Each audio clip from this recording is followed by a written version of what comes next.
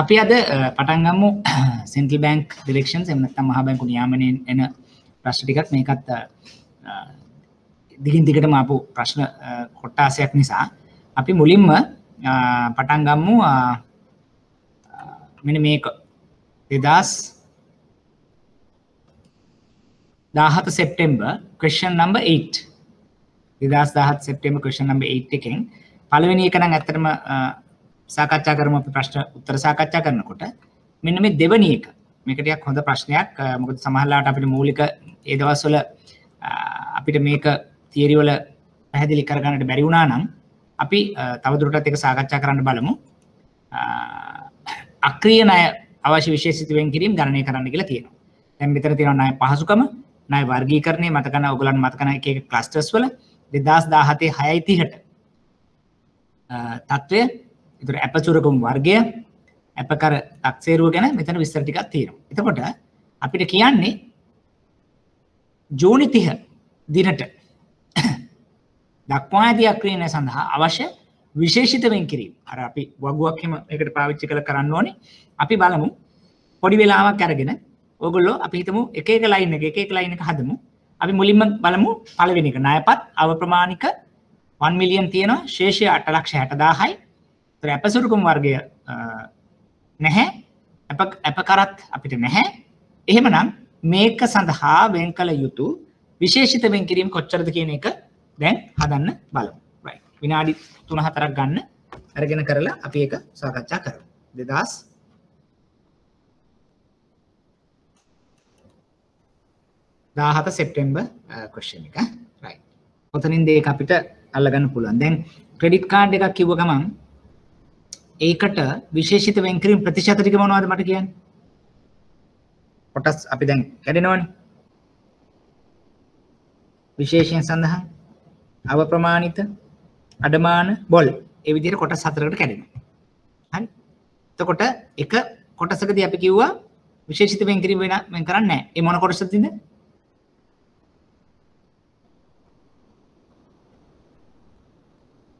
ඒ මොන කොටසකටද විශේෂිත වෙන් කිරීම වෙන්නේ නැත්තේ? ඔය කොටස් 4න්. විශේෂයෙන් සඳහන් කරා. right special mention වලදී සඳහන් වෙන්නේ හරියට හරි අනුර. එතකොට දැන් මේක තියෙන ඊළඟ බ්‍රැකට් එකේ අවප්‍රමාණික. අවප්‍රමාණික නම් විශේෂිත 120යි 25යි කියලා කොටස් දෙකක් තියෙනවා. එක ජාතියකට 25යි අනිත් හැමෝටම 20යි. ක්‍රෙඩිට් කාඩ් වලට කීයද අඬ වැටෙන්නේ? ප්‍රතිශතය 125යි. ඔව්.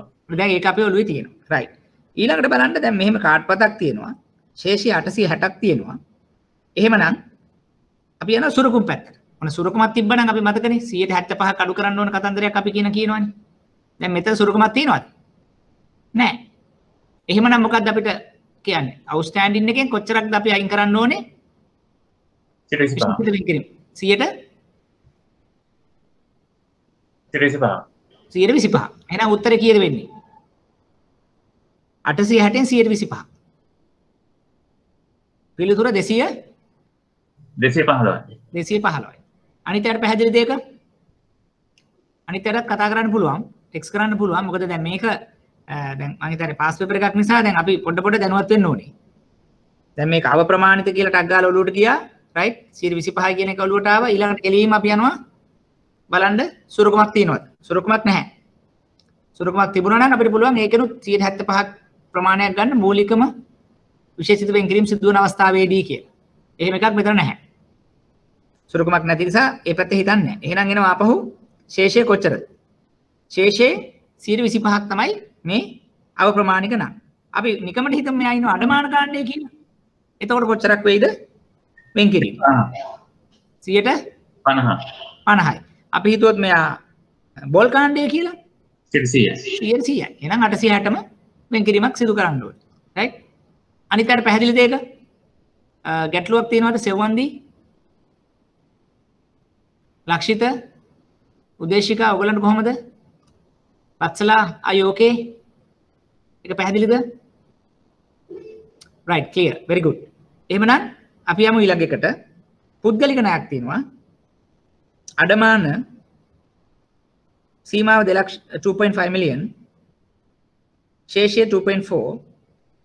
සුරුකමක් තියෙන පුද්ගලයාප ඒකේ වටිනාකම 2.5 මිලියන්.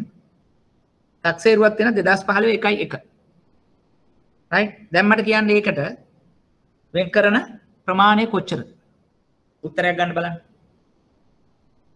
අර ක්‍රමයටම කරගෙන යන්න පුළුවන් බලන්න කොහොමද කියලා එකට උත්තරය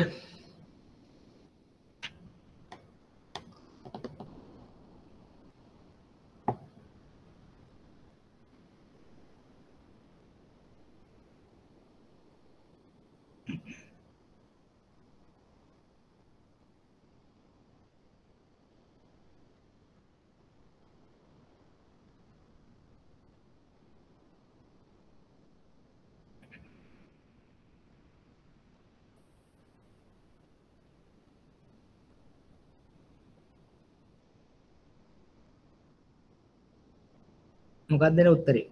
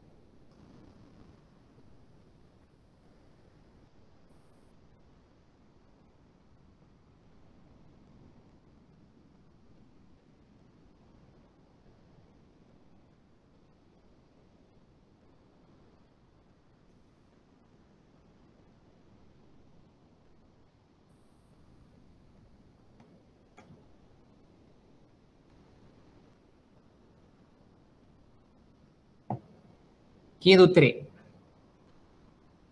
දැන් මේක හදන්න පුළුවන් වෙන්න ඕනේ උත්සාහයක් ගන්නත් ඕනේ මොකද නැත්තම් මම මේ ටිකක් දෙපැත්ත තුන් පැත්තටම තියෙන ගානක් සාකච්ඡා කරන්න. ඒතකොට මේක අපිට ගානක් දෙකක් සාකච්ඡා කරනකොට මේක සියලුම දේවල් ආවරණය වෙන්න නිසා. උත්තරේ කීයක්ද වෙන්නේ?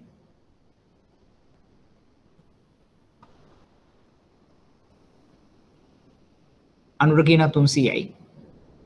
අනිත් අය සෙවන්ද මොකද උත්තරේ?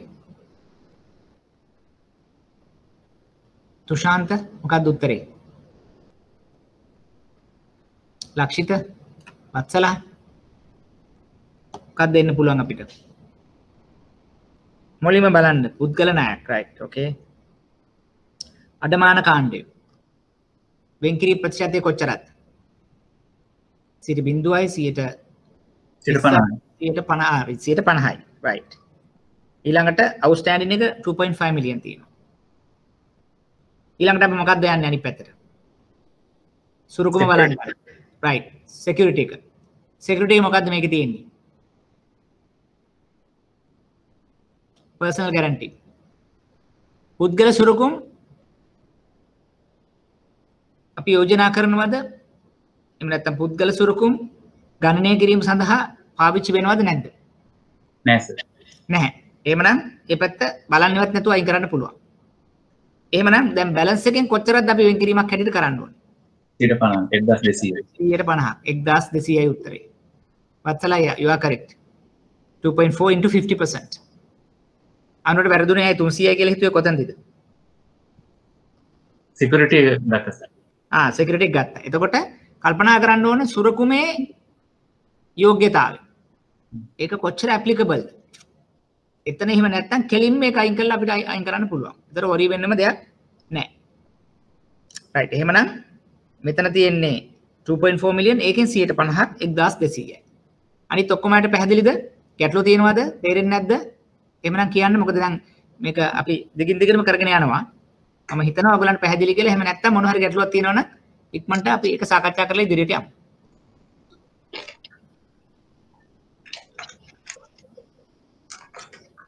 අනිත්‍යයට පැහැදිලිද? නිෂා සෙව්වන්දි උදේශිකා තුෂාන්ත ඔයගලන්ට කොහොමද? පැහැදිලිද?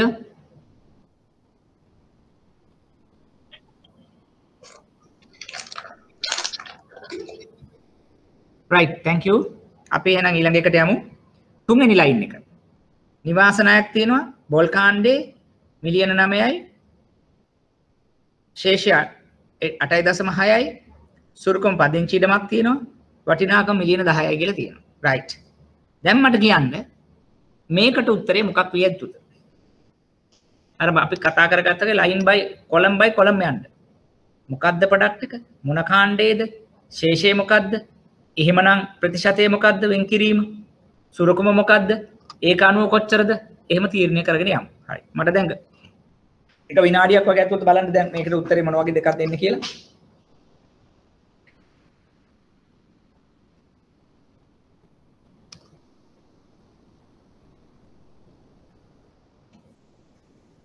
වත්සලා කියනවා 8600ම කියලා වත්සලා කියනවා අනුර කියනවා 215යි කියලා කියනවා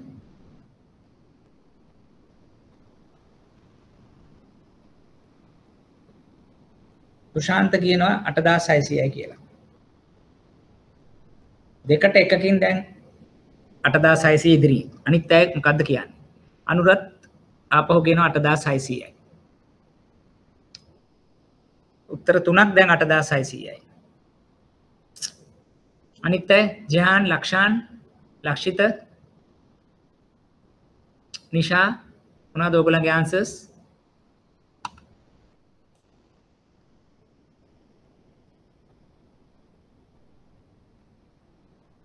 මොනවද ඔයගොල්ලන්ගේ ආන්සර්ස්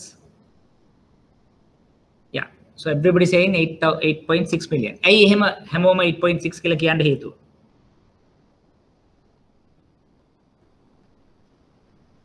මේක සිකියුරිටි එකේ වැලියේෂන් ඩේටා පැනලා හරියට හරි හොඳ ඔබ්සර්වේෂන් එකක් ඒව තමයි ටක් ගාලා අපි ඔලුවට එන්න ඕනේ මොකද අවුරුදු 3කට වඩා පරණයි හිතන්න 2017 අපි ඉන්නේ ඒතර 2017 8.30 දිනට ඇති පහසුකම අවුට්ස්ටෑන්ඩින් ඒතර මේක 13 නම් අවුරුදු 5කටත් වඩා පරණයි එහෙමනම් මේක ණය එහෙම නැත්නම් NPL කියන එකකට within 3 years තියෙන්න ඕනේ කියන එක අපි දන්නවා ඒතර එහෙමනම් මේක සුසුකම් ලබන්නේ නැහැ එහෙනම් මේ පැත්ත බලන්නවත් අවශ්‍ය නැහැ එකපාර ගියා බොල් 100%යි අවුට්ස්ටෑන්ඩින් 8.6 මිලියන් ඒකෙන් 100%ක් ගත්තා උත්තරේ 8600 හරිම පහසුයි දැන් ඔයගොල්ලන්ට මේ වගේ එකක් සමහරට කෙටි ප්‍රශ්නකට එන්න පුළුවන් ඉදිරියට මෙන්න මෙහෙම නිවාසනයක් මෙන්න මේ කාණ්ඩේ මෙන්න මේ වැලියේෂන් එකක් එහෙම නැත්නම් ටක්සේරු වටිනාකම යුක්ත දේපලක් තියෙනවා ඒකේ විශේෂිත වෙග්ගිරීම කුමක්ද කෙටි ප්‍රශ්නකට අහන්න පුළුවන් 1 2 3 4 කියලා.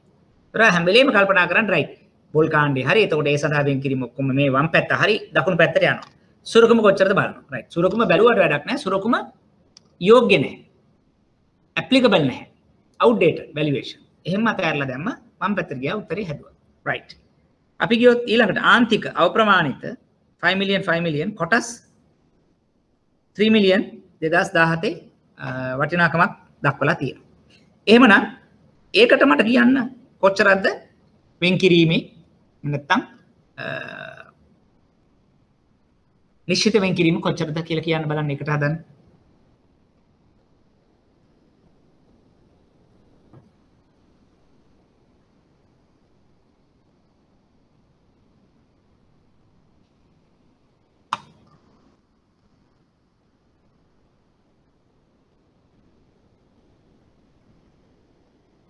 ලක්ෂික අපි ස්ටාර්ට් කරා මේ Central Bank Directions 2017 September question number 8 එකේ අපි සාකච්ඡා කරන්නේ දෙවෙනි කොටස. ටේබල් එක අපි සාකච්ඡා කර ඉන්නේ. ඒකේ අපි 1 2 3 4 වෙනි ලයින් එක තමයි දැන් මේ වෙලාවේ කරන්නේ. ආන්තික ණයක් අවප්‍රමාණිත 5 මිලියන් ලිමිට් එකක් 5 මිලියන් අවුට්ස්ටෑන්ඩින් එකක් කොටස් සුරුකොම් හැටියට අරන් තියෙන එකක් සඳහා නිශ්චිත වෙන් කිරීම කොච්චරද කියලා අහනවා. බලන්න ඒකට උත්තරයක් දෙන්න. yes වත්සලා 90ක් ගත්තොත් මොකද්ද වෙන්නේ 3000න් 190ක් හරිද 3000 තමයි වටිනාකම ඒකෙන් 190ක් ගත්තොත් 2700ක් يعني 2.7 මිලියන් තියෙනවා සුරුකුමක වටිනාකම ෂෙයාර්ස් වලින් බැක් වෙනවා යම් ප්‍රමාණයක් එහෙමනම් net of collateral ඒ කියන්නේ දැන් outstanding එක 5 මිලියන් තියෙනකොට සුරුකුමක් තියෙනවා 2700ක් එහෙනම් ඒ දෙක අතර වෙනස මොකද්ද 5000 අඩු කිරීම 2700. උත්තරේ 2300. right. දැන් අපි දන්නවා සුරකුමකට යටත් වුණාම සුරුකුමේ වටිනාකම අඩු කරාම exposure එක outstanding එක net of collateral කොච්චරද කියලා. ඒක අරන් ගිහිල්ලා මම බලනවා මගේ ප්‍රතිශතය කොච්චරද අවප්‍රමාණිත කාණ්ඩේ. යා වත්සලා 460 325ක්. පැහැදිලිද? දැන් හැම වෙලේම කල්පනා කරන්න දැන් මෙතන තියෙන සුරුකුම මොකද්ද? මුලින්ම බලනවා සුරුකුම පිළිගත හැකිද නැද්ද? දැන් පර්සනල් ගැරන්ටි තිබ්බොත් පිළිගන්නේ නැහැ. ඒ වගේම තමයි අවුට්ඩේටඩ් වැලියුේෂන් තිබ්බොත් පිළිගන්නේ. එහෙමනම් පොඩ්ඩක්වත් මම ආයෙ එක්ස්පෙක්ට් කරනවා ජහන්. බලන්නේ නැහැ. රයිට්? නමුත් දැන් එතකොට අපි සුරුකුමේ පිළිගන්නවද නැද්ද කියන දේ මත අපේ ගණනය කිරීම අඩු වැඩි වීමක් සිද්ධ වෙනවා.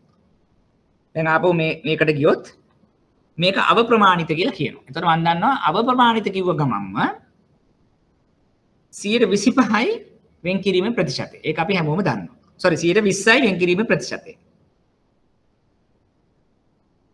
හැබැයි 120යි වෙන් කිරීමේ ප්‍රතිශතය කිව්වට මම බලනවා මොකද්ද මගේ outstanding එක. outstanding එක 5 million වෙනවා සුරුකුමක් නැත්තම්. ඔක්කොම පිළිගන්නවනේ ඒක. හැබැයි තව ටිකක් එහාට යනකොට සුරුකුමක් තියෙනවා. මොකද්ද සුරුකුම? කොටස්. වටිනාකම මිලියන 3යි. එතකොට 2017 6.30 කියලා කියන්නේ ඒක නිකන් වෙළඳපොළ වටිනාකම වෙන්න පුළුවන්. මොකද අපි මේ 8යි තියෙන්නේ මේ ෆස්ට් ක්වාටර් එකේ. ඒ කියන්නේ එක ක්වාටර් එකයි තියෙන්නේ. එහෙමනම් එතන 3 මිලියන් තියෙනවා. ඊළඟට බලනවා ඒ 3 මිලියන් වලින් කොච්චර ප්‍රමාණයක්ද අපිට ගන්නට පුළුවන් අපේ එක්ස්පෝෂර් එකෙන් අඩු කරන්න. ඒක අපි දන්නවා 90යි කියලා. එහෙනම් 3 මිලියන් වලින් 90යි කියලා කියන්නේ 2700යි. 2700ක් මට මගේ එක්ස්පෝෂර් එකෙන් අඩු කරන්න පුළුවන් percentage එක apply කරන්න කලින් කියන එක තමයි මේ සාකච්ඡා කරන්නේ. එතකොට මගේ එක්ස්පෝෂර් එක 5000යි 2700ක් මට අයින් කරන්න පුළුවන්. එක්ස්පෝෂර් එක 5000න් 2700ක් අයින් කරාම මට එනවා 2300ක්. ඒක තමයි net of collateral exposure. දැන් මොකද කරන්නේ? ඒ 2300 මම අරගෙන ගිහිල්ලා බලනවා මම ඉන්නේ කොතනද? අවප්‍රමාණිත. එහෙනම් 125යි. 4න් 1යි. sorry 120යි. 2300 120යි කියලා කියන්නේ 460යි. අපි හිතමු මෙතන අඩමාන කාණ්ඩේ හිටියනම් 2300 50යි. අපි හිතමු බෝල් කාණ්ඩේ හිටියනම් 2300 100යි. මම කියන්නේ වෙනවටම නෙවෙයි A level එකට යනකොට අපි දෙයක් කරනවා අනිවාර්යයෙන්ම මේ සුරුකුම මේ ඒ කියන්නේ share in cash කරනවා. මම නිකන් argument sake එකට කිව්වොත් මෙතන 100ක් වුණොත් ඔන්න දැන් net of collateral එක 2300යි. පැහැදිලිද ජහන්? ඔව් ඒ 20% පාවිච්චි කරන්න. කාටද කියන්න බලන්න ඒ 20% පාවිච්චි කරන්න කියලා.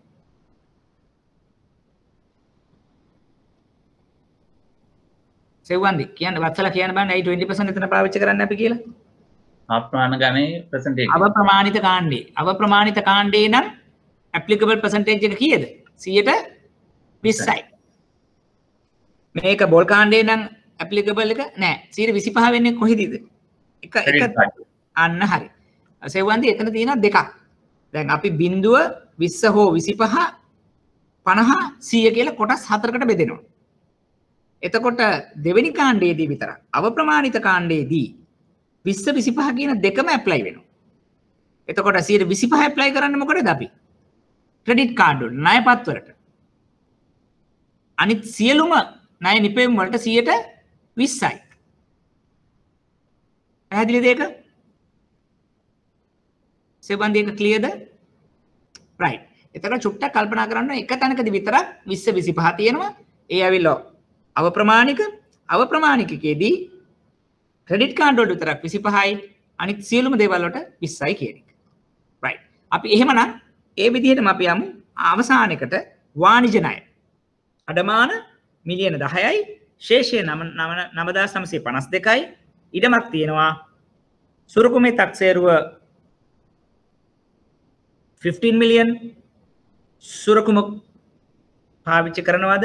ඒක පාවිච්චි කරලා අපි කොහොමද මේ අඩමාන ණය සඳහා වෙන් කිරීම කරන්නේ? මොකද්ද අපිට ලබාගත හැකි පිළිතුර එතනදී?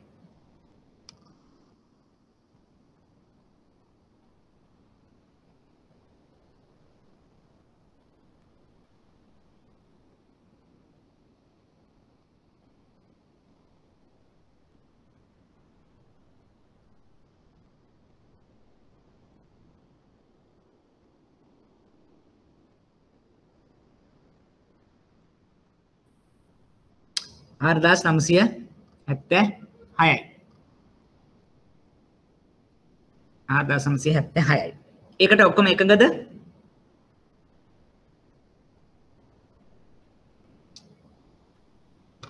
right. ඇයි ඒ 4970 වුනේ?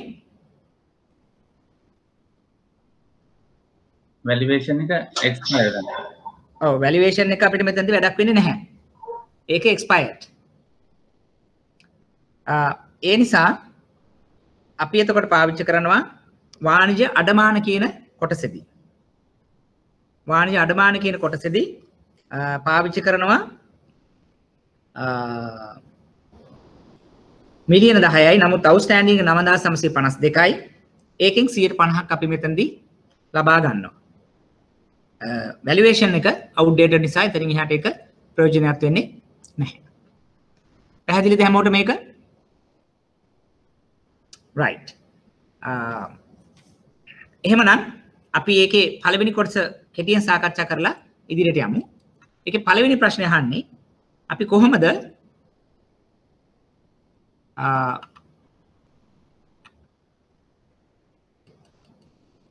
සීර අයිරා හා తాවකාලික අයිරා කාලය පදනම් කරගත්ත අක්‍රීය නලෙස වර්ගීකරණය කිරීමට අදාළ නියාමන වර්ගීකරණ නීතිය විස්තර කරන්න කියලා කියනවා.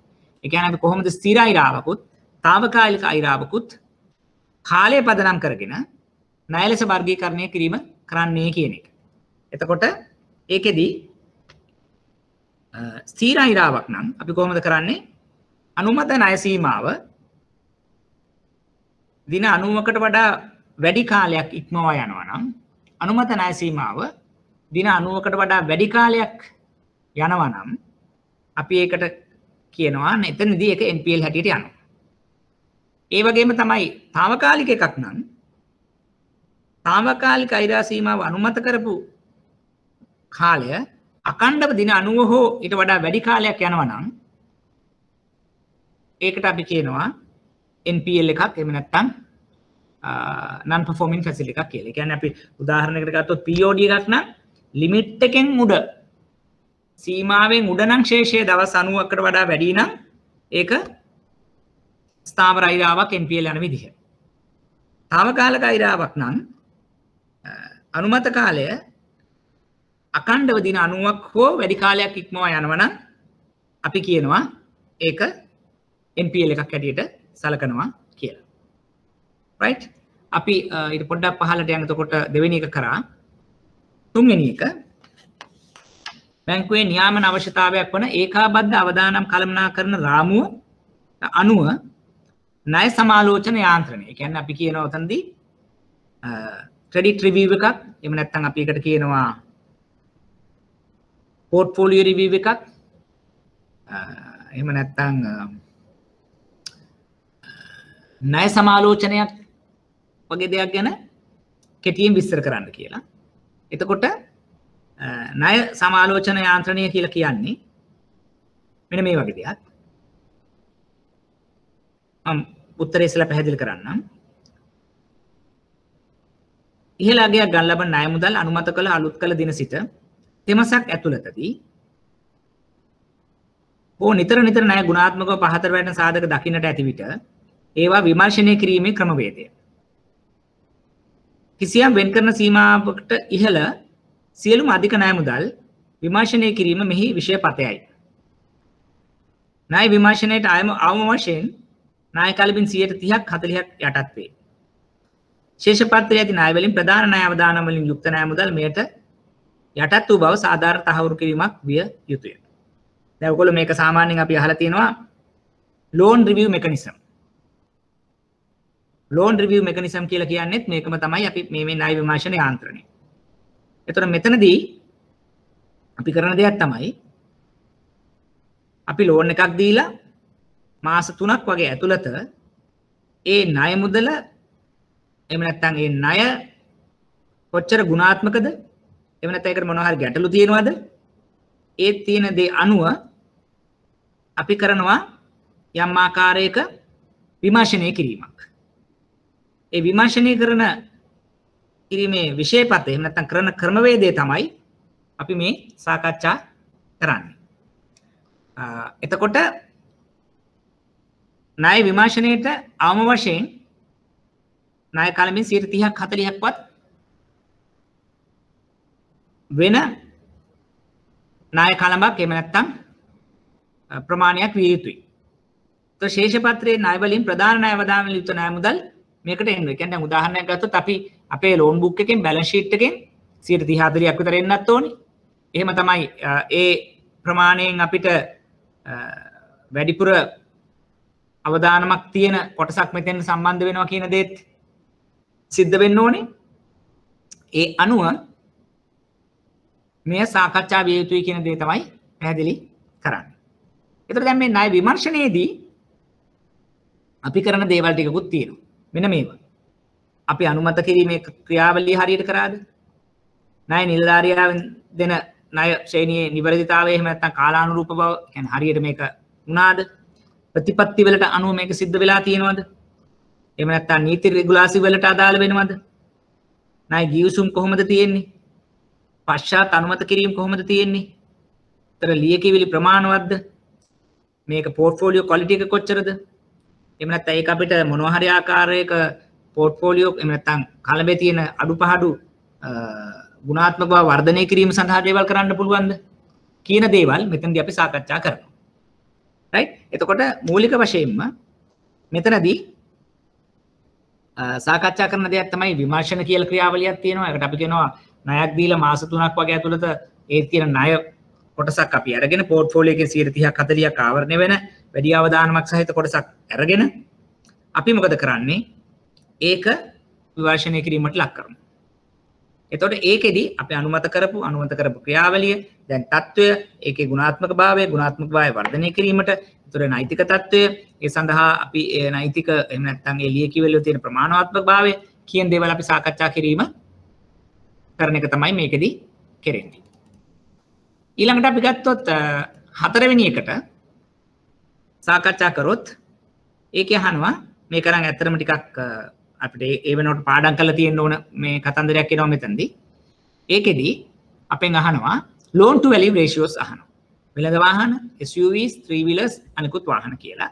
එතකොට මේක ඇත්තට මේ දවස්වල ආපු සර්කියුලර් එකක් නිසා අපි චුට්ටක් ඒ කාලේ දැනුවත් වෙලා හිටියනම් මේකට උත්තරයක් දෙන්න පුළුවන්. උදාහරණයක් ගත්තොත් වාණිජ වාහන සඳහා loan to value ratio එක 90ක්, කාර් එහෙම නැත්නම් SUV සඳහා 50ක්, three road සඳහා 25ක්, අනිකුත් වාහන සඳහා 70ක්. මෙන්න මේ loan to value ඒ කියන්නේ අපි සාමාන්‍යයෙන් ලීස් එකක් ලෝන් එකක් ලබා දෙනවා නම් මෙන්න මේ මූල්‍යණය සඳහා ඒ සඳහා අපිට ලබා දිය හැකි ණය ප්‍රමාණය තමයි මේ 90 150 125 170 කියලා අපි කොටස් වලට අදලා තියෙනවා. right. එතකොට ඒ වගේ ප්‍රශ්නයක් මම කියන්නේ නැවතාවත් ඔයගොල්ලෝටම දැන් පැහැදිලි සාමාන්‍යයෙන් අපිට එච්චර අමාරුවක් වෙන්නේ නැහැ. එකම දේ අපිට තිබුණේ අපි හරියට බලන්නට ඕනේ මේ මොන විදිහටද මේ කොටස් යෙදුනේ කියන එක. ඒ කියන්නේ දැන් අර ගණනය කිරීමක් ආවොත් ඒක දැන් බැලු බැලමට ලොකු වෙලාවක් යනවා කියලා අපිට හිතෙනවා. නමුත් අපිට ලොකු වෙලාවක් යන දෙයක් වෙන්නේ නැහැ. අපි මූලික වශයෙන්ම එතනදි සාකච්ඡා කරන්නේ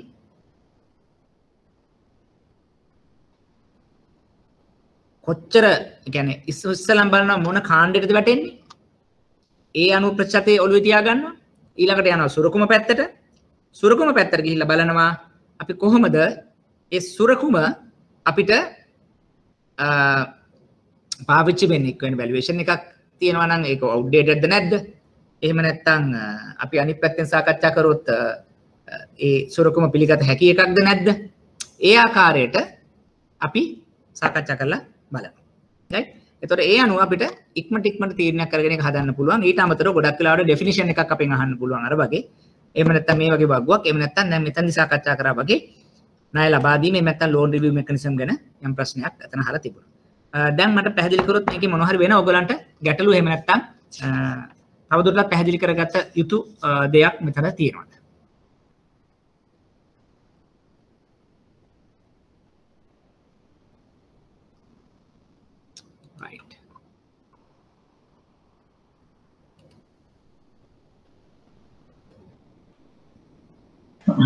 තමයි මොකක්ද මේ වඩන අනුපාතය කාලෙන් කාලයට වෙනස් වෙන්න පුළුවන් නේද? ඔව් loan to value එක කාලෙන් කාලට වෙනස් වෙන්න පුළුවන්. දැනට මේ ඇත්තටම ඒකයි මම කිව්වේ මේක දැන් අපි ගත්තොත් 2017 සෙප්තැම්බර් වල මේ ඒ අපිට දීපු එකක් එක තමයි මේක මේ ඒ දවස්වල උත්තරේ ආවේ. දැනටත් මේක ලොකු වෙනසක් වුණේ නැහැ. නමුත් මේක ටිකක් අර දැන් අද වෙනකොට සමහරලාට මේක ඉරිලෙවන්ට් වෙන්න පුළුවන්. දැන් උදාහරණයක් මේ දවස්වල කතා කරනවා පොලි අනුපාත වගේ දේවල්. දැන් ගත්තොත් උපරිම පොලි අනුපාතය ක්‍රෙඩිට් කාඩ් වලට දැන් අපි 128 ඉඳන් 18ට අඩු කරලා තියෙනවා. අන්න ඒ වගේ දෙයක් තමයි දැන් මේ දවස්වල සර්කියුලර් වල තියෙන්නේ. ඒවා චුට්ටක් අපි ඔළුවේ තියාගෙන ඉන්න ඕනේ. දැන් loan to value ratio එක එදා අපිට මම හිතන්නේ අද ආයේ මේක අහවි කියලා. නමුත් අපිට අර ඒ කාලානුරූපීව පොඩ්ඩක් අපි එක බලා ගන්නට අවශ්‍යයි. මොන හරි ප්‍රශ්න තියෙනවද?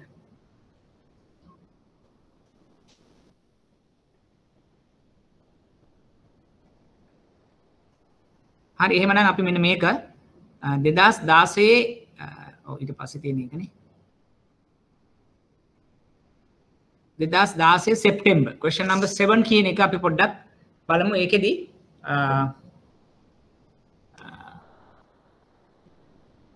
අපි පළවෙනි එක අපි එකතු වෙලා සාකච්ඡා කරමු. අපි දෙවෙනි එක ඔයගලන්ට ඉක්මනට කරන්න පුළුවන්ද බලන්න. 2016 සෙප්තැම්බර් question number 7. හිතන්නේ නිෂා මෙහෙමයි.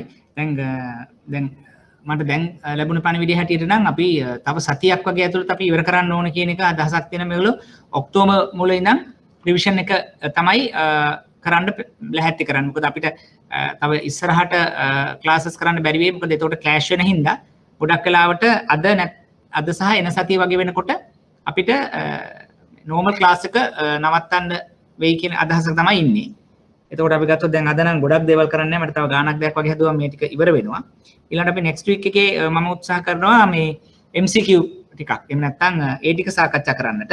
එතකොට ඒක සාකච්ඡා කරලා අපිට පුළුවන් normal class එක නවත්තන්න. ඊට පස්සේ revision එකක් අනිවාර්යෙන් තිබේ. මම හිතන්නේ revision එක online නොවේ බොහෝ වෙලාවට.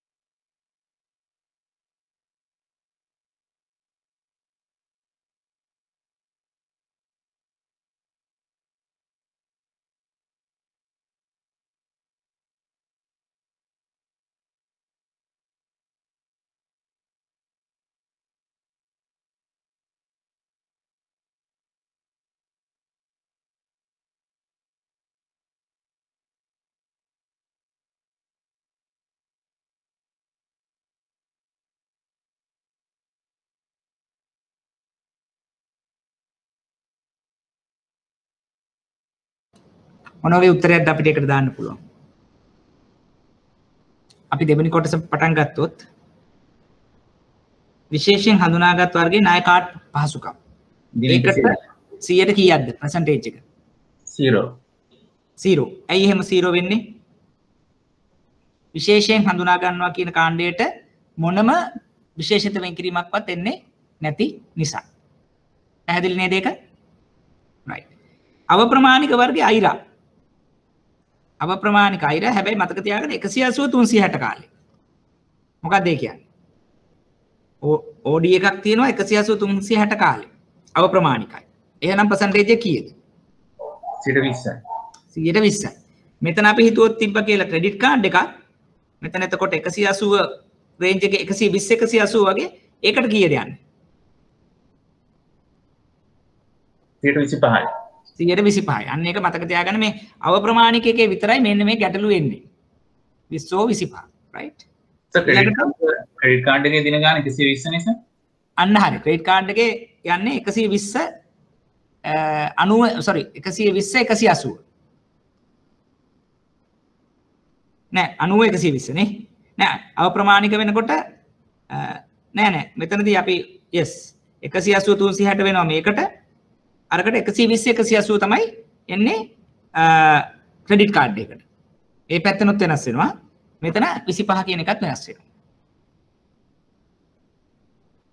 අඩමාන වර්ගයේ පවතින මාසික වාරික නොවන ආකාරයට ගෙවිය යුතුය. අඩමාන වර්ගයේ පවතින මාසික වාරික නොවන ආකාරයට ගෙවිය යුතුය. මොකද්ද? 360ත් 540ත් අතර නම් අඩමාන වර්ගයේ කියපු ගමන් percentage එක කීයද? 50. 50යි. එතකොට මාසික වාරික ගෙවිය යුතුය. අලාභ වර්ගයේ බොල් කාණ්ඩේ. ඒකට කීයද 100ට? 100යි. 100යි. හරිම සිම්පල්. මොකද දැන් මේවා මේ දැන් අපි තව ප්‍රශ්නයක් දෙයක් ඔයගොල්ලන්ට කරනකොට පැහැදිලි වෙයි. ඒව කිසි කියන්නේ එකම දේ තමයි මේ රිපීට් වෙන්නේ. එතකොට දැන් අර මේ ප්‍රශ්න ටික දැන් මම හිතන්නේ මම ඇත්තටම දැන් මේකේදී අද උත්තර ටිකත් ඔයගොල්ලන්ට ෂෙයා කරා. උත්තර ටික පේනවා නේද ඔයගොල්ලන්ට? ආන්සර්ස් ටික ඔයගොල්ලන්ට මේකේ පේනවා නේද?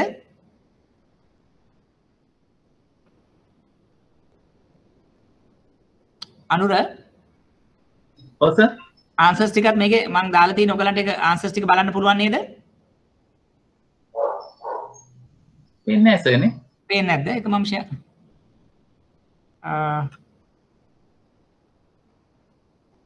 මම ඒ කියන්නේ PDF දෙකක් පේන්නේ නැහැ නේ.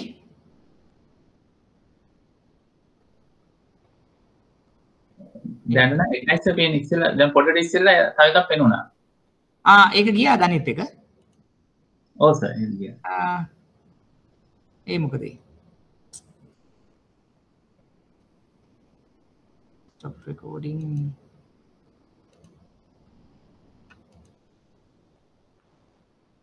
මේක දාලා තියෙනවා හැබැයි මේගොල්ලෝ මට තේරෙන්නේ නැහැ. දැන් මේ තියෙන එක අපි මේ කරන්නේ මේ ආන්සර්ස් ටික මත. හරි සර් දැන් පේනවා. රයිට් මම හිතන්නේ මම එතනට ගියාම තමයි ඔයගොල්ලන්ට පේන්නේ එහෙම නේ. ඔව් සර්. රයිට්. එතකොට ඔයගොල්ලන්ට මේක ඩවුන්ලෝඩ් කරගන්න පුළුවන්ද කොහොමද ඔයගොල්ලෝ මේක බලන්නේ?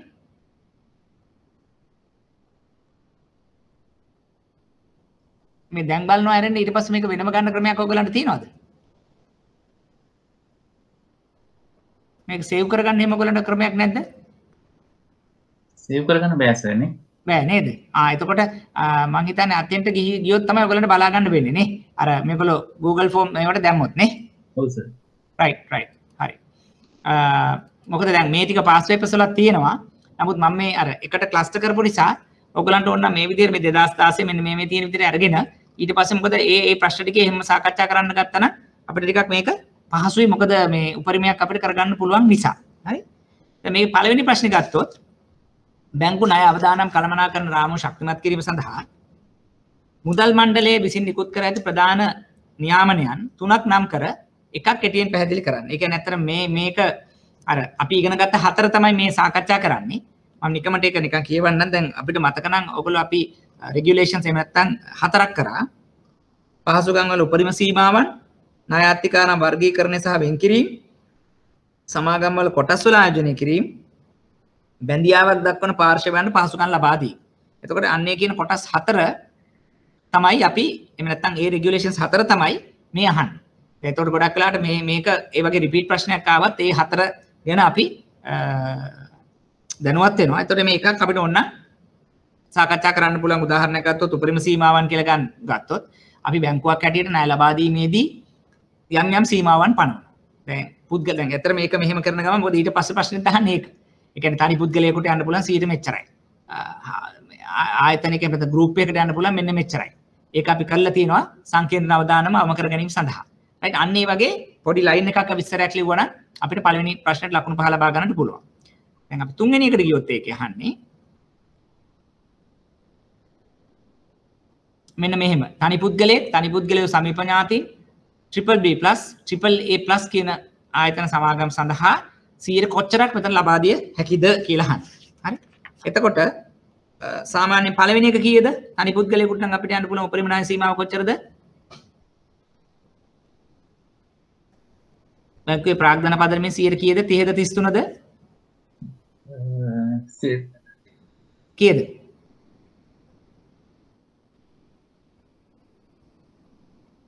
30යි right? තනි පුද්ගලයෙක් නම් 30යි. තනි පුද්ගලයෙක් වගේ සමීප ඥාතීන් නම් 33යි. 33යි.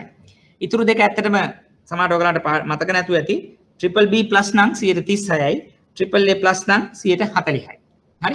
එතකොට දැන් මේක පළවෙනි එක 30යි දෙවෙනි එක 33යි තුන්වෙනි එක 36යි හතරවෙනි එක 140යි කියන ආකාරයෙන් තමයි මේක අපිට වෙන් කරන්නට සිද්ධ වෙන්නේ. right?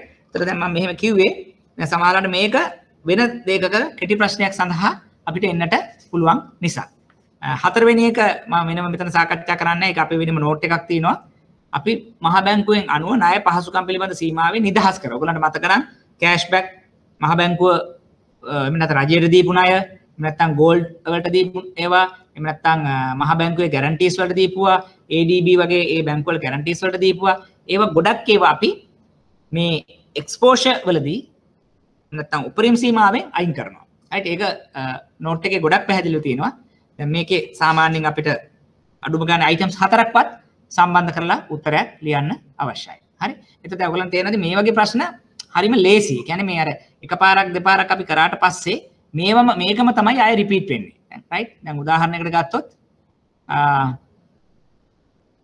2016 අපි මාර්තුවකට කලින් අපි නිකන් බලමු 2015 සෙප්තැම්බර් ඒක දැන් වන්නකො ණය සංකේන්ද්‍රණය වීමේ අවදානම මොකක්ද? උදාහරණව පැහැදිලි කරන්න. ඒ කියන්නේ අපි අර එකම තැනකට සියලුම ණය, ඒ කියන්නේ ඒක පුද්ගලයා හැටියට, එහෙම නැත්නම් බ්‍රාන්ච් එකක් හැටියට, ප්‍රොඩක්ට් එකක් හැටියට, සෙට් එකක් හැටියට එකම තැනට ණය ලබා දීම නිසා සිදුවන අවදානම තමයි අපි සංකේන්ද්‍රණ අවදානම කියන්නේ.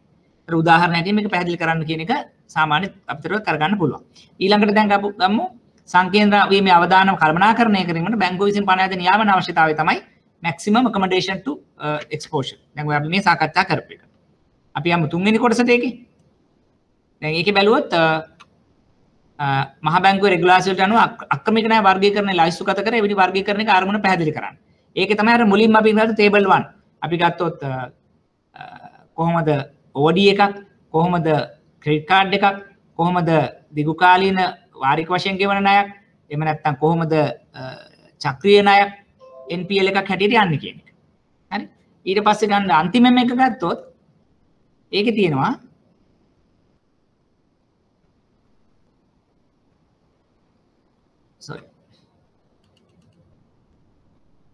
ඒකේ තියෙනවා මේ ආකාරයට අයිරා පහසුකම, කාඩ් පතක්, මාසික වාරික නොවන අක්‍රීය ණය වර්ගීකරණය සඳහා තිබිතු කාල පරිච්ඡේදය කොච්චරද?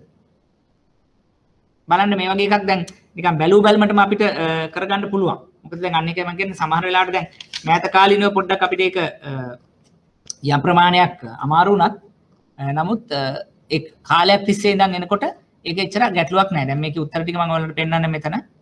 මෙන්න මේ වගේ දෙයක් අහන්න යා.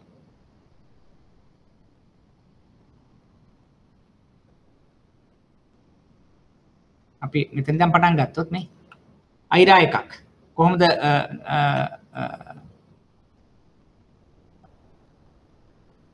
sorry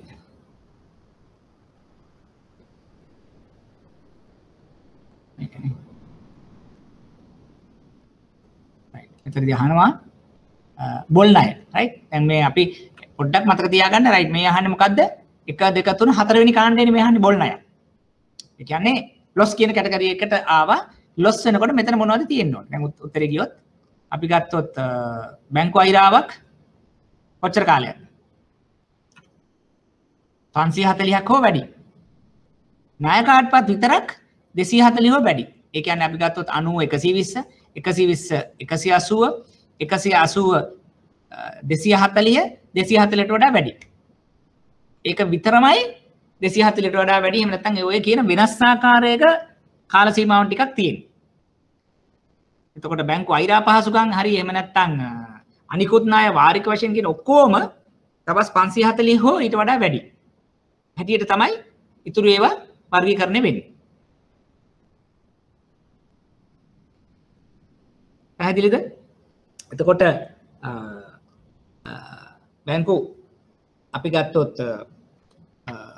ඉන්ස්ටෝල්මන්ට් ලෝන් එකක් එහෙම නැත්නම් චක්‍රීය ණයක හැම එකක්ම 540 හෝ වැඩි.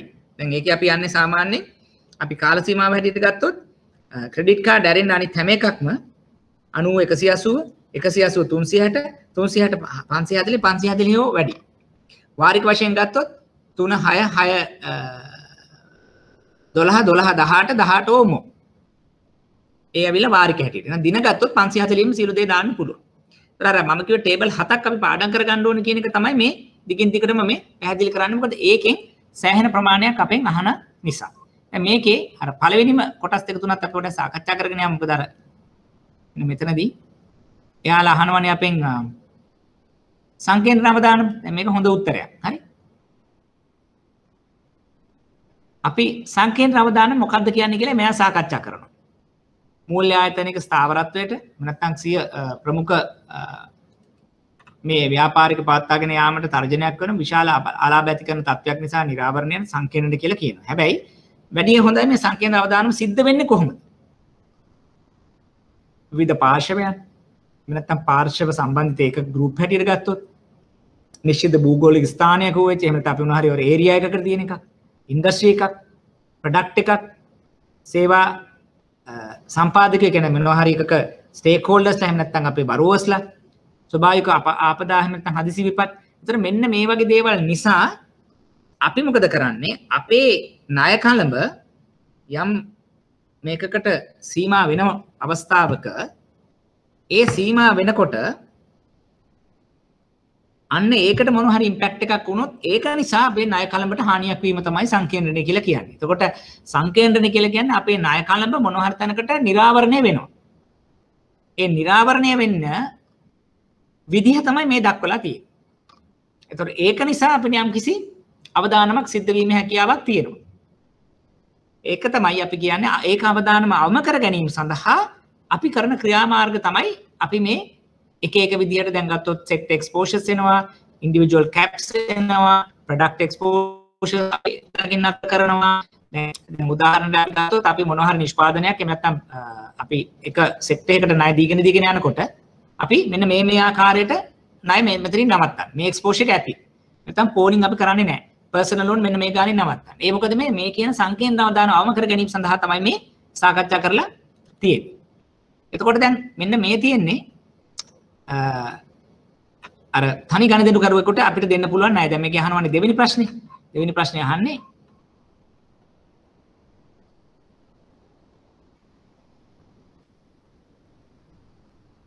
සංකේන්ද්‍ර අවදානම ඒ නියාමන අවශ්‍යතාවය. නියාමන අවශ්‍යතාවය තමයි මෙන්න මේක.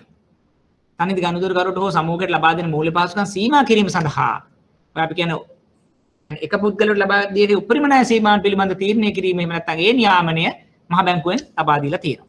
එතකොට ඒක අපි දන්නවා 130 33 ඒ ආකාරයට දැන් අපි සාකච්ඡා කරා 36 140 කියන ආකාරයට එක ආකාරයට නියාමනය කළ දීලා තියෙනවා. මොකද අපි අවදානම් මට්ටම අනුව දැන් මෙතනදී මූලික වශයෙන්ම 30යි 33යි පෙන්නනවා. අපිට තවත් එහාට දැන් අපි සාකච්ඡා කරේ triple B plus එක කෙනෙකුට 36ක්, triple A plus කෙනෙකුට 140ක් ඒ ආකාරයට යන්න පුළුවන් කියන එක.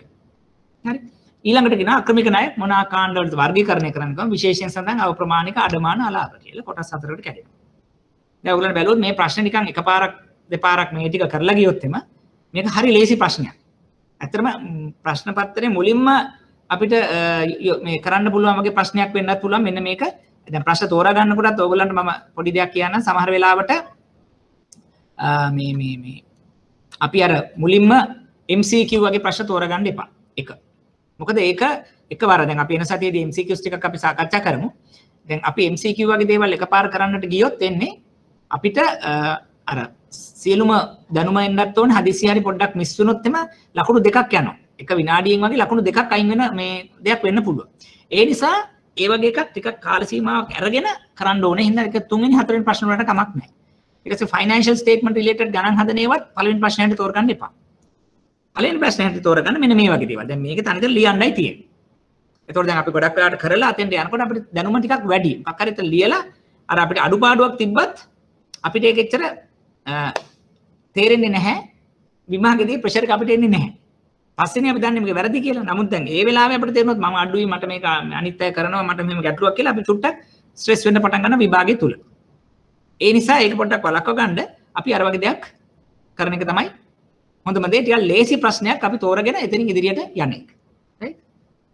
එතකොට මේකේ ඊළඟ ප්‍රශ්නේ බැලුවොත් අන්තිම එකේ ඒ කොටස් එක තමයි මම සාකච්ඡා කරේ.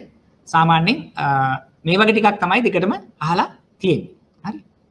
දැන් මෙන්න මේකත් අපි බලමු 16 මාර්ච් කියන එකත් බලමු. තනි ණය ගණන්කරුවෙකුට හෝ සම්බන්ධිත ණය ගණන්කරුවන් කණ්ඩායමකට බැංකුවට ලබා දිය හැකි ණය පහසුකම් පිළිබඳ උපරිම සීමා සම්බන්ධයෙන් ශ්‍රී ලංකා මහ බැංකුවේ මුදල් මණ්ඩලය විසින් බලපත්‍රලාභී බැංකුවලට විධාන නිකුත් කර ඇත. 1. ඉහත සඳහන් විධානයන් වල අරමුණ කෙටියෙන් පැහැදිලි කරන්න.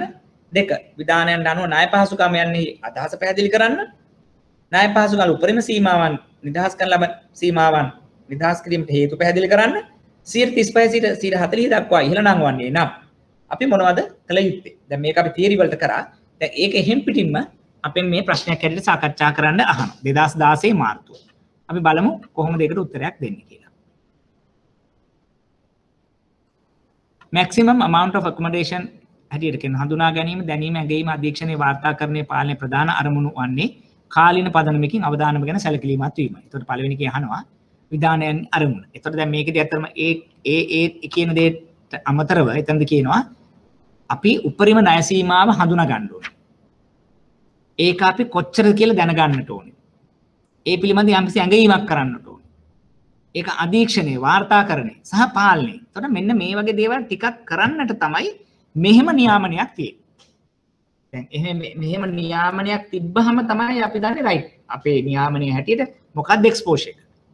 ඒ එක්ස්පෝෂර් එක නිසා මොකක්ද අපිට තියෙන බලපෑම? ඒක අපි සෙන්ට්‍රල් බැංක් එකට වාර්තා කරන්නේ කොහොමද? ඒක කොහොමද පාලනය කරන්නේ? රයිට්? ඒක වාර්තා කරන්නේ අදාළ ස්ටේක් හෝල්ඩර්ස්ලට. ඒතර අන්න ඒ ආකාරයේ තියෙන ක්‍රමවේදයක් ගැන සිදු කිරීම තමයි මේ නියාමනයේ අරමුණ. මේ රෙගියුලේෂන් එකේ අරමුණ කියන එක තමයි මෙතනදී පැහැදිලි වෙන්නේ. එතකොට දැන් ඊළඟට අපෙන් අහන ප්‍රශ්නයක් තමයි මේ මොකද්ද මේ ණය පහසුකම්? ඒකත් අපි සාකච්ඡා කරා මගේ ෂෝට් නෝට් එකේ තියෙනවා. නමුත් ඒක විභාගෙදිත් අහන්නට පුළුවන්. මේක කෙටි ප්‍රශ්නයක් හැටියටත් එන්නට පුළුවන්. මොකද්ද මේ maximum amount of accommodation? පහසුකම් වල උපරිම සීමාවන් සාකච්ඡා කරනකොට මොනවද මේ පහසුකම්? මේ ණය විතරද? එහෙම නැත්නම් ණය නැති වෙනත් දේවලුත් එනවද කියන එක තමයි මෙතනදී මේ සාකච්ඡා කරන්නේ. ණය පහසුකම් යනු ණය සහ ආයෝජන නිරාවරණය. කියන්නේ ඉන්වෙස්ට්මන්ට් එක්ස්පෝෂර්ස් උත් වෙනවා, ක්‍රෙඩිට් එක්ස්පෝෂර්ස් උත් වෙනවා. ණය විතරක් නෙවෙයි. ණය නිරාවරණය කියලා කියන්නේ ශේෂපත්‍රයේ අන්තර්ගත වෙච්චි ණය අයිරා ඒ වගේ දේවලුත් ශේෂපත්‍රයෙන් පිටත වෙච්චි ගැරන්ටීස් බොන්ඩ්ස් ඒ වගේ දේවලුත් ඔක්කොම එනවා. එතකොට දැන් ණය කියන කොටසේදී ක්‍රෙඩිට් කියන එකේදී on balance sheet exposures, off balance sheet exposures දෙකම මෙතෙන්ට එන්න පටන් ගන්නවා.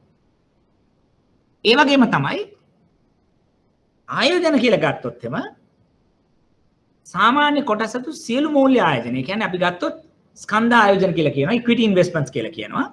ඒව ඇතුළු අනිකුත් මූල්‍ය ආයෝජන කියන එකත් මෙතෙන්ට අයිති වෙනවා. ඒ කියන්නේ දැන් අපි ගත්තොත් දැන් බැංකුව හැටියට නැත්තම් මට කියන්න පුළුවන් මම කම්පැනි එකක ඉක්විටි එක නේ අරන් තියෙන්නේ.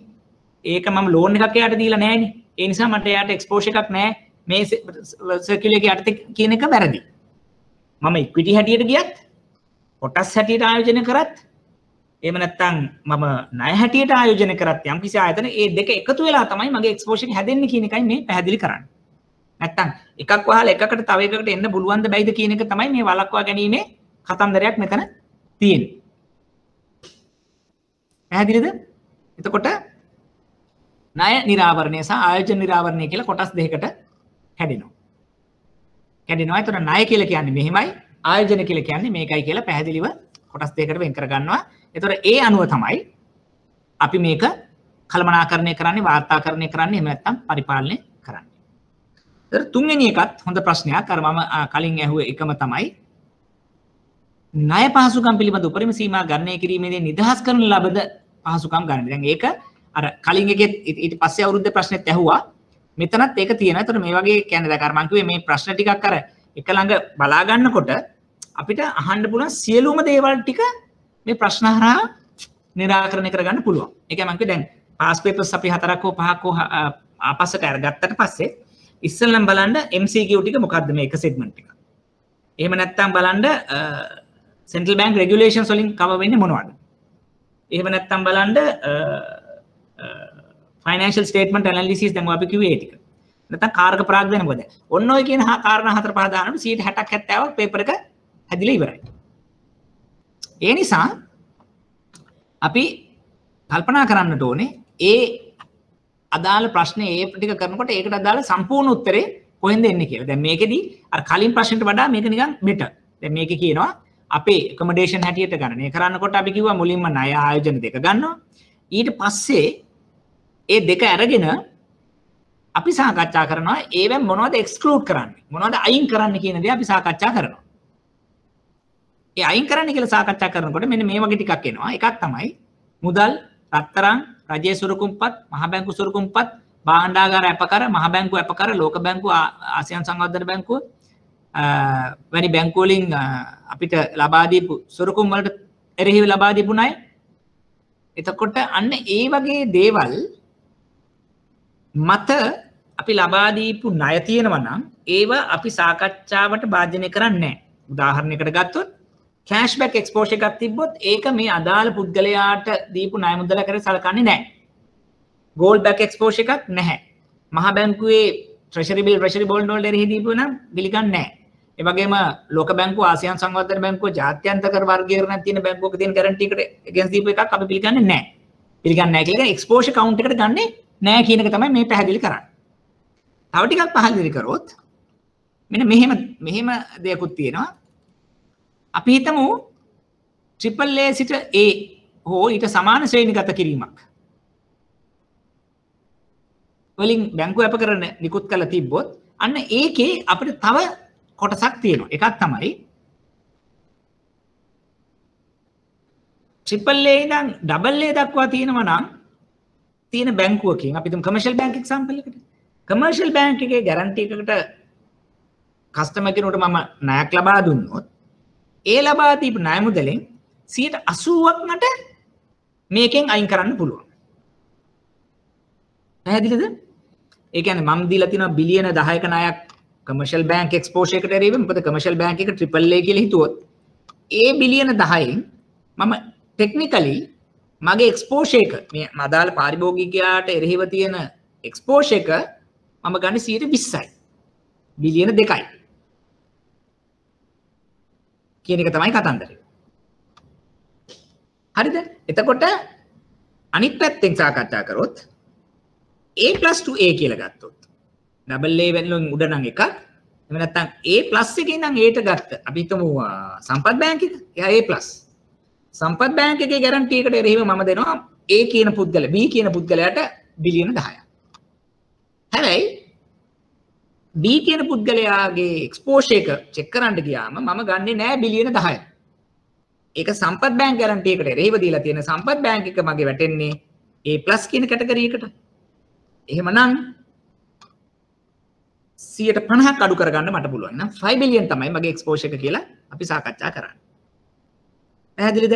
දැන් මේක මම පැහැදිලි කරන්න හේතුව වෙන තැනක කෙටි ප්‍රශ්නයකට මේක අපිට අහන්න පුළුවන්.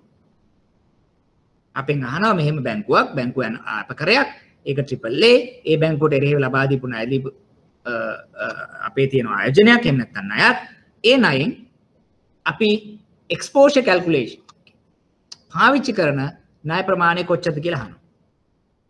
එතකොට අපිට මේක කල්පනා කරන්න ඕනේ AAA නම් 80%. A+ නම් 50%. ඒක හදලා තමයි කෙටි ප්‍රශ්න උත්තර දෙන්න පුළුවන්. මොකද මම ඒක කියන්නේ මේ ප්‍රශ්න වල කරන එකේ වාසිය අපි අතෙන්ට යනකොට වෙන්නේ අපිට තෝරගන්නට පුළුවන් කෙටි ප්‍රශ්නයකට එන්නේ මේ essay question එකකින් කොටසක් වෙන්න කියන එක. හතරවෙනි එක ගත්තොත් දැන් අපි සාමාන්‍යයෙන් කියවනේ 100%, 30%, 133යි කියලා. හැබැයි එහෙමම කියලා අපිට මේක නවත්තලා එහෙම නැත්නම් මෙතනින් එහාට කාටවත් දෙන්න බෑ කියන කතන්දරයක් නැහැ. මහ බැංකුව කියනවා මහ බැංකුවේ මූල්‍ය මණ්ඩලයේ කලින් අවසරය ලබා ගත්තොත් මේ 130 හෝ 33 කියන එක එක්සීඩ් කරන්න පුළුවන්. හැබැයි එහෙම කරනවා නම් ඒ සඳහා බැලිය යුතු දේවල් ටිකක් තියෙනවා. ඒවා තමයි බැංකුවේ ණය ශ්‍රේණිගත කරන තත්ත්වය, ප්‍රාග්ධන ප්‍රමාණතා අනුපාත, ණයකරුගේ ණය ශ්‍රේණිගත තත්ත්වය කියනවා බලන්න කියලා. අපි බලමු මේ මොකක්ද කියලා. දැන් උදාහරණයකට ගත්තොත් මම බැංකුව හැටියට පුද්ගලයෙකුට ණයක් දීලා තියෙනවා. ආයතන සමූහයකට ණය දෙනවා. 30යි 33යි මගේ ප්‍රාග්ධනය. ආයේ මේ ණයකරුව මං ගාවට ඇවිල්ලා කියනවා මට තව ඕනේ 31ක් 31ක් වෙන විදිහට ලොකු ණයක්. දැන් බිලියන 3ක් දුන්න දැන් බිලියන 4ක් ඉල්ලනවා. මට ඒක දී ගන්න දැන් බෑයි 30යි මට පුළුවන් පුද්ගල ණයක් දෙන්න. පුද්ගලයෙකුට දෙන්න පුළුවන් උපරිම එක්ස්පෝෂර්. සෙන්ට්‍රල් බැංක් එකේ මුදල් මණ්ඩලයට මං ගිහලා කියනවා මට මෙහෙම අවශ්‍යතාවයක් තියෙනවා මට මෙයා සලකා බැලිය හැකිද? සෙන්ට්‍රල් බැංක් එක කියනවා හරි. එහෙමනම් මට වා කියන්න ඔයාගේ රේටින් එක මොකක්ද? Aද AAAද AAAද මොකක්ද? එතකොට ඒ රේටින් එක අනුව මහ බැංකුව තීරණය කරනවා මට තවත් වැඩි එක්ස්පෝෂර් එකකට අර පුද්ගලයාට යා හැකිද නැද්ද? ඊළඟට බැංකුවේ කැපිටල් ඇඩිකුවසි එක ප්‍රාග්ධන ප්‍රමාණතා ප්‍රතිශතය කොච්චරද? ඒක 100ට 5ද 10ද 15ද 20ද 30ද දැන් tier 1 tier 2 කියන කතන්දරේ කොච්චරද? එතකොට ඒ අනුව සෙන්ට්‍රල් බැංක් එක තීරණයක් ගන්නට පුළුවන්. ඊළඟ ණය කරුගේ ණය ශ්‍රේණික. දැන් මෙයා හේලිස්ද, මෙයා යුනිලීවර්ද, මෙයා CTCද, නැත්නම් මෙයා B- D- කස්ටමර් කෙනෙක්ද? එහෙමනම් ඒකත් බලමු. මොකද දැන් මම දෙන මුදල් එයා මට ආපසු ගෙවනවද නැද්ද කියලා තීරණය කරන එයාගේ ක්‍රෙඩිට් වර්තිනස් එක. එයාගේ රේටින් එකත් මතත් බලපාන. එයා හොඳ AAA+ අපිට ඩයලොග්, NSB, ජෝන් කීල්ස් දැන් මේ AAA ලෙවල්. ඒතර එයාගේ එහෙනම් ණයට සුදුසුකම උපරිමයි. එහෙමනම් සෙන්ට්‍රල් බැංක් එක කන්සිඩර් කරන්න පුළුවන් රයිට් කමක් නැහැ 30 නෙවෙයි 32කට ගියාට කමක් නැහැ. දැන් මම AAA බැංක් එක. එහෙනම් ඔයාගේ ස්ටෑන්ඩින් හොඳයි. ඔයාට මේකට යන්න පුළුවන්. කැපිටල් ඇඩිකුවසි 15ක් 20ක් මේන්ටේන් කරනවා. එහෙනම් ඒකත් හොඳයි. ඒ අනුව මහ බැංකුවේ මුදල් මණ්ඩලය අනුමත කිරීමක් කරනවා රයිට්. එහෙමනම් ඔයා 30 නෙවෙයි 32 33 34කට ගියාට කමක් නැත. 40කට 45 ඕන එකක්. අපි එතෙන්ට යන්නේ කොහොමද කියන එක ස්ථීරණය කරනවා. මේ කියන සාධකත් එක්ක. right. මොනවා හරි questions එහෙම නැත්නම් පැහැදිලි කිරීම තියෙනවද?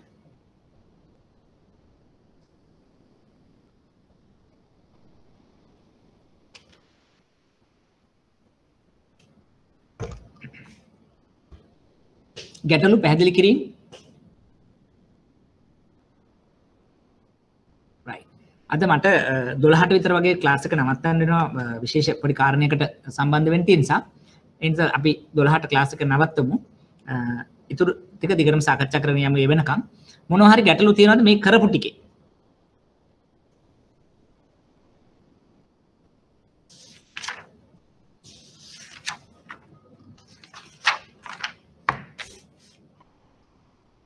right. එහෙමනම් අපි තව ප්‍රශ්නයක් බලමු.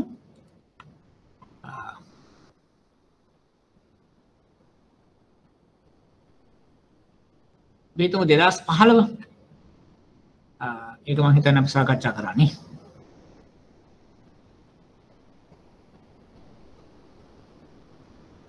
අනේ ඒකත් අර ප්‍රශ්නමයි අහන්නේ. ඒකේ බලමු අපි දෙවෙනි කොටසෙන් පටන් ගමු. ඒකේ තියෙනවා නියාමන අත්දැකීම් අවශ්‍යතාව පදනම් කරමින් පහත වගුව. ඒක තියෙනවා ස්පෙෂල් මෙන්ෂන්, සබ්ස්ටෑන්ඩඩ්, ඩවුට්ෆුල්, ලොස් කියන ඒ ටික හතර තියෙනවා. හැබැයි ඒකේ කොටස් දෙකක් පුරවන්න තියෙනවා. එකක් තියෙනවා ණය පහසුකම අක්‍රීය ලෙස පැවති කාලය සහ නිශ්චිත වෙන් කිරීම. දැන් මේක ආපු ගමන් සුට්ටක් කල්පනා කරන්න. අපි දන්නවා ස්පෙෂල් මෙන්ෂන් නම් 0යි. සබ්ස්ටෑන්ඩඩ් නම් 20 හෝ 25. ඩවුට්ෆුල් නම් 50යි. ලොස් නම් 100යි. ඔය හතර අපි මතකයිනේ. ඒතර මෙතන 20 හෝ 25න් 25 එන්නේ ක්‍රෙඩිට් කාඩ් කියන එක විතරක් මතකයි. දැන් මේක හරිවාරෙම දීලා තියෙන ණය කාඩ් පතේ නම් මෙතන ඔන්න 25යි. සුට්ටක් ඔහොම තමයි එක්සැමින් අපිට ටිකක් අමාරුවේ දාන්නේ. ඒතර ඒ වගේ එකක් පොඩ්ඩක් පැහැදිලි කරගෙන ඔළුවේ තියාගත්තොත් හොඳයි. right ඒක අපි උත්තරෙත් එක්කම සාකච්ඡා කරොත් 2015 මාර්තු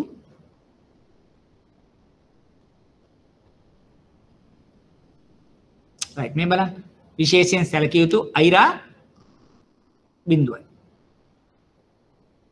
right අවප්‍රමාණික කාඩ්පත් 25යි අවදානම් නම් එතන 50යි එතන 100 එක වැඩි වෙන්නේ නැහැ. දැන් මෙන්න මෙතන ටිකක් ඊළඟට අහනවා මේ දෙවෙනි කොලම් එක. දැන් විශේෂයෙන් සැලකිය යුතු විශේෂයෙන් සඳහන් නම් මොකද්ද? 90180 මතක තියාගන්න. ක්‍රෙඩිට් කාඩ් වලදී 90180 නෙවෙයි 90120 120 180 මේ අහන්නේ ඊළඟ බ්‍රැකට් එක අවප්‍රමාණ. විශේෂයෙන් සඳහන් එකට පස්සේ ඒක තමයි සබ්ස්ටෑන්ඩඩ් කැටගරි එක. සබ්ස්ටෑන්ඩඩ් ආපු ගමන් මෙතන 180 120 180 අපි හිතමු මෙතන ආවා කියලා අවප්‍රමාණ අයිරා එහෙනම් මොකද්ද මෙතන උත්තරේ? 120 180ද 180 360 මොකක්ද උත්තරේ? 180 හරියට හරි. චුට්ටක් හැම වෙලේම අර මම කලින් කතා කරා වගේ ඔයගලන්ගේ අර ඒ ටේබල් එක පොඩ්ඩක් ඔළුවේ තියාගන්න. මොකද ඒක අර පුළුවන් නම් මම අනිත් normal class වල වෙනදත් කියනවා විභාගෙට ගිහිල්ලා විනාඩි 15ක් කලින් තියෙන නිසා අපි ඔය ටේබල් එක 1 2 3 4 5 6 කියලා අපි වෙනම අදගත්තන ටේබල් එක. ඒක පොතේ කොලේක අඳගන්න. කිසිම හානියක් නැහැ. ආවොත් ඒක උදව්වක්. ආවේ නැත්නම් ඒත් කමක් නැහැ අපි අතහැරලා දාන්න. හරි. ඒක නිසා මේ දැන් අර නැත්නම් ඒ වෙලාවේ සමහරට එකපාර 120ද 80ද 80ද 300ද අපි ටිකක් කලබල වෙනවා. එතකොට මේ 20 25 පේන්නේ නැහැ. එහෙම වුණොත් ලකුණු දෙකක් අපරාධෙන්නේ අපිට. ලකුණු එකක් හෝ දෙකක් හෝ එකක් වටිනවා අපිට මේ විභාගෙදි. මොකද අපි මහන්සි වෙන දෙයක් අපි උපරිමයක් කරන්න බලාපොරොත්තු වෙන්නේ. ඒ නිසා අපිට ඒ කියන්නේ ටේබල් එකක් වගේ එකක් දැන් ඔය අපි කතා කරොත් කොලැටරල් ටේබල් එක කමන්නේ. ලීසින් නම් කොහොමද? බදු නම් සින්නක් කරගෙන කොටස් දෙකකට කඩා ගන්න එක අපිට මේ ප්‍රශ්නයක් නැහැ. හරි? ඒ විදිහට මේවා කරගන්න පුළුවන්. ඊළඟට අවදානම් ලෙස වර්ග කර ඇති මාසික වාරික මගින් ආපසු ගෙවිය යුතු නාපහසු. එතන අවදානම් නම් කෙලින්ම 50යි. එතකොට මාස 12 18යි මොකද මාසික වාරික. right ඊට පස්සේ අපි මෙතන ක්‍රෙඩිට් කාඩ් තිබ්බනම් කල්පනා කරන්න ඕනේ. දැන් 120 180 240 කියන ටක් ගාලා ඔයගලන්ට එන්න ඕනේ. බොල් ණය කියලා ආපු ගමන් කෙලින්ම 540ට වඩා වැඩි. මාස 18ට වඩා වැඩි. එතන ක්‍රෙඩිට් කාඩ් ආව නම් කීයද? දින 200 කීයද? ක්‍රෙඩිට් කාඩ් ආව නම් බොල් නම් කීයද? ක්‍රෙඩිට් කාඩ් වල මැක්සිමම් අපි යන්නේ කීයද දින? 300ට 240 මොකද්ද? කාර්ද මතක තියෙන ක්‍රෙඩිට් කාඩ් එක. බොල් කාණ්ඩේ ක්‍රෙඩිට් කාඩ් කියලා මෙතන එනවා අන්තිම එක. මොකද්ද උත්තරේ? yes 240. Vatsala you are correct. එතකොට උපරිම දින ගාන 240යි ක්‍රෙඩිට් කාඩ් එක. අන්න ඒ වගේ සමහරට එක්සැමින් එක පටලලා අපිට දෙන්න පුළුවන්. එතකොට අපි පොඩ්ඩක් කල්පනාකාරී උත්තරේ ලබා දිය යුතුයි. හරි? ඒතර ඒ වගේ ප්‍රශ්න තමයි සාමාන්‍යයෙන් අපිට අහන්න පුළුවන්. එතකොට දැන් සාමාන්‍යයෙන් ඔය මෙතන ඊළඟට 2014 පේපර් එකත් මම නිකන් දැම්මා. right ඒකත් පාවිච්චි කරන්න. එතකොට මොකද එච්චර දුරකින් නම් එන්නේ නැහැ. සාමාන්‍යයෙන් අපිට 2017 18 වගේ රේන්ජ් එකේ අප ප්‍රශ්න දෙකකින් උත්තරයක් අපිට මම හිතනවා මේ ගොඩක් වෙලාවට මෑත කාලේ ආවොත් උත්තරයක් හදාගන්න පුළුවන් වෙයි කියලා. දැන් මේකෙදී අපි ඊළඟ ප්‍රශ්නේ පොඩ්ඩක් බැලුවොත් අපි නිදහස් කරගත් එක හරි. මෙන්න මෙන්න මේකත් පොඩ්ඩක් මතක තියාගන්න. මොකද අපි දැන් කතා කරා 30 අපි දන්නවා, 33 දන්නවා, 36 ඉගෙන ගත්තා, 40 ඉගෙන ගත්තා. ඊට අමතරව අපි ඇග්‍රිගේට් ලිමිට් එකකුත් ඔයගලන්ට මම මතක නම් කිව්වා. මේක මම ක්ලාස් එකෙත් එක්ස්ප්ලেইন කරා. සමහරවිට සමස්ත සීමාව. හරි? බැංකුවක් මගින් ශ්‍රී ලංකා මහ බැංකුවට හැර අනිකුත් ඕනෑම ණයලාභියෙකුට එම බැංකුවේ ප්‍රාග්ධනයෙන් 15ට වඩා වැඩි ප්‍රමාණයක් ණය ලබා දීමේදී එම ණය ප්‍රමාණය එම බැංකුව විසින් ලබා දී ඇති සියලු ණය ප්‍රමාණය 55ක් ඇතුළත විය යුතුයි. මේක සමහර තැන්වලදී අපි ගහනවා. මොකද්ද මේ සමස්ත සීමාව? ඇග්‍රිගේට් ලිමිට්. දැන් අපි 30 හරි 33 හරි 36 හරි 40 හරි කර අපි යනවා එක පැත්තකින්. හැබැයි එහෙම කරාට මහ බැංකුව මගින් අනිත් පැත්තෙත් අපිට අම්මාකාරයක සීමාවන් පනවලා තියෙනවා. ඒ පනවලා තියෙන සීමාවක් තමයි මේ ඇග්‍රිගේට් ලිමිට් කියලා කියන්නේ. ඒතර ඒක දැන් වෙන තැන් වල ගොඩක් යදෙනවාදී. නමුත් මේක පොඩක් පාඩම් කරලා තියාගත්තට කමන්නේ. කොහේ හරි තැනකදී අපෙන් ඇහුවොත්. මෑත කාලේ මම අහලා නැහැ මේ 2015 එක තාප් එකක් 18 19 ඇවිල්ලා නැහැ. නමුත් ඒක නිකමට මතක තියාගන්න ඒ විදිහට. එතකොට බේසිකලි මට දැන් ඔයගලන්ට කියන්න ඕනේ සාමාන්‍යයෙන් ගත්තොත් මේ මහ බැංකු නියාමනයන් වගේ දේවල් වලින් අහන ප්‍රශ්න එච්චර අමාරු නැහැ. ගණන් හැදිලා තියෙනවා. නමුත් ඒ හදපු ගණන් උනත් අපිට එච්චර කියන්නේ ලොකු අපි කියන විදිහට මේ අර ගණිතමය පැත්තෙන් ගත්තත් චුට්ටක් කල්පනා කරනකොට ඒක වැඩි අමාරුවකින් තොරව අපිට හදාගන්න පුළුවන් කොටසක් ඒක. ඒක නිසා අපි සාමාන්‍ය මේ වගේ ප්‍රශ්නයක් මූලිකවම බලාගත්තත් මුලින්ම මේක අරගෙන කරත් ගැටලුවක් නැහැ. නමුත් හැබැයි හොඳට ප්‍රැක්ටිස් වෙන්න. මොකද දැන් ගණන් නැත්තම් මේකේ 7ක් හරි 8ක් හරි වගේ තියෙන දැන් ඔයගොල්ලන්ට තේරෙනවා එකම දේ තමයි කරකෝ අහන්නේ. ඒ වගේම තමයි එතන තියෙන ඒ හතරෙන් හැම වෙලේම අහන්නේ maximum amount of accommodation කියන එකයි NPL එකයි විතරයි අහලා තියෙන්නේ. එහෙම නැත්නම් ෂෙයා කතන්දරයක්වත් අනිත් ඒවා වැඩිපුර ඇහිලා නැහැ. එතකොට ඔය දැන් ඒ කියන්නේ හැම වෙලේම අහන දෙක දිගින් දිගටමත් අහලා තියෙනවා. ඒ නිසා චුට්ටක් අපි ඒකට පොඩ්ඩක් ලැහැත්ති වුණත් කමක් නැහැ. ඒ ප්‍රශ්න ටික සූදානම් වෙලා. මොකද අපි දැන් ගත්තොත් අර වෙනත් මේ කම්පැනිස් වල එහෙම නැත්නම් අපිට කරන්න පුළුවන් ආයෝජනය කරන වල කොටස් ගැන කතා කරොත් එහෙම ඇහිලම නැහැ. හරි? ඊළඟට අනිත් එක තමයි මෙන්න මේක ගැන්ඩියාවක් කියන්නේ රිලේටඩ් පාර්ටි කියන එකත් ඒකත් අපි අහලම නැහැ. ඇත්තටම මෙන්න මේ 1 2 කියන එක තමයි දිගින් දිගටම අපිට අහලා තියෙන්නේ. නමුත් ෂෝට් නෝට් එකේ මම මේ සියලුම දේවල් ටික පැහැදිලි කරලා තියෙනවා. එතකොට දැන් මම මූලිකවම ආපහු පොඩි පැහැදිලි කිරීමක් කරොත් මෙන්න මෙහෙම දෙයක්. දැන් අපි ගොඩක් වෙලාවට එන සතිය වගේ ඇතුළත අපිට ගොඩක් නවත්තන්න වුණොත් එන සතියේදී මම උත්සාහ ගන්නවා තෝරාගත්ත කෙටි ප්‍රශ්න ටිකක් සාකච්ඡා කරන්නට. එතකොට සාමාන්‍යයෙන් මූලික වශයෙන්ම අපි 60ක විතර යම් ප්‍රමාණයක පසුගිය ප්‍රශ්න පත්‍ර මූලික ආපු ඒරියාස් වලින් ඉවරයි කියලා අපිට යම් කන්ෆිඩන්ස් එකක් තියෙනවා. හැබැයි දැන් ඔයගොල්ලන්ගෙන් මම එක්ස්පෙක්ට් කරන්නේ ගොඩක් වෙලාවට දැන් ආපහු තියරි පැත්තෙන් පටන් ගන්නට වඩා මුලින්ම පාස් පේපර්ස් ඊළඟට අපි යන්න ෂෝට් නෝට් එකත් එක්ක සාකච්ඡා කරලා බැරිම නම් නෝට් එකට ලොං නෝට් එකට ගිහිල්ලා බලමු. එතකොට දැන් ඒ දේ කරනකොට අපි ඊළඟට කළ යුත්තේ මෙන්න මෙහෙම එකක්. මුලින්ම ගන්න පහුගිය ප්‍රශ්න පත්‍ර 5ක් හෝ 6ක් ගන්න. අරගෙන අර මම මේ කරා වගේ ක්ලස්ටර් කරන්න. ෆයිනෑන්ෂල් ස්ටේට්මන්ට් ඇනලිසිස් කියලා මොන ප්‍රශ්න ටික තියෙන්නේ. ඒ ප්‍රශ්න ටික එකවර කියවන්න. එකවර උත්තර ටික බලන්න. ඊළඟට ඔයගොල්ලෝ ඇටෙම්ප් කරන්න තනියම මේ ටිකක් ගානක් දෙකක් හදන්න. අපි ආව මෙතෙන්ට ඩිරෙක්ෂන්ස් වලට. ඒ ටිකත් එහෙම එකතු කරා සාකච්ඡා කරා එකවර ගත්තා වැඩි කරගෙන ගියා. එතකොට සාමාන්‍යයෙන් ගත්තොත් මේ මොන හරි රෙගියුලේෂන් එකට අහන උපරිම ප්‍රශ්න ටික අනිවාර්යයෙන්ම ඇහිලා තියෙනවා මේ පහුගිය ප්‍රශ්න පත්‍ර 5ක් 6ක් කරනකොට. එතකොට ඒකෙන් අපි දෙයක් ඉගෙන ගන්නවා. ඒකෙන් ඊට පස්සේ අපිට විභාගයට යන්න පුළුවන්. මොකද තියරි වල නැති කොටස් කීපයක් පහුගිය ප්‍රශ්න පත්‍ර වල අපිට සාකච්ඡා කරන්න පුළුවන් වෙච්ච නිසා. right. එහෙමනම් මම අද අර විශේෂ කාරණයක් හින්දා අද මෙතනින් නවත්වනවා.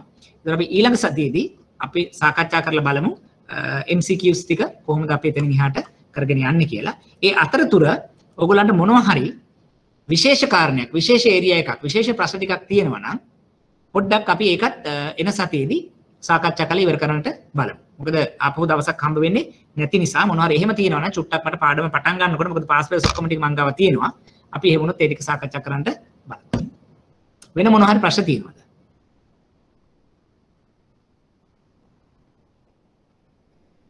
හයි එහෙනම් බොහොම ස්තුතියි මාත් එක්ක අද සහභාගී වුණාට අපි ඊළඟ සතියේත් මම මේක තමයි මේ ටික මේ අප්ලෝඩ් කරන්න කියලා කියන්න මොකද මේ මෙතන මම හිතන්නේ මේක ෂෙයා කරනකොට තියෙනවා කියලා හිතනවා මම නමුත් මම නෝට්ස් වලට අප්ලෝඩ් කරන්න කියලා කියන්න රයිට් ඕකේ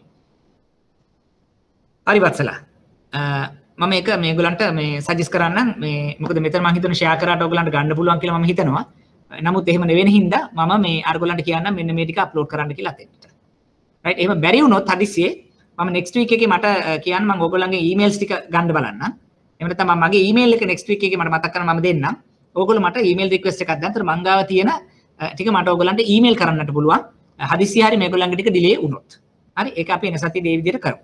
රයිට් එහෙමනම් අදට අපි එතනින් ක්ලාස් එක නතර කරමු.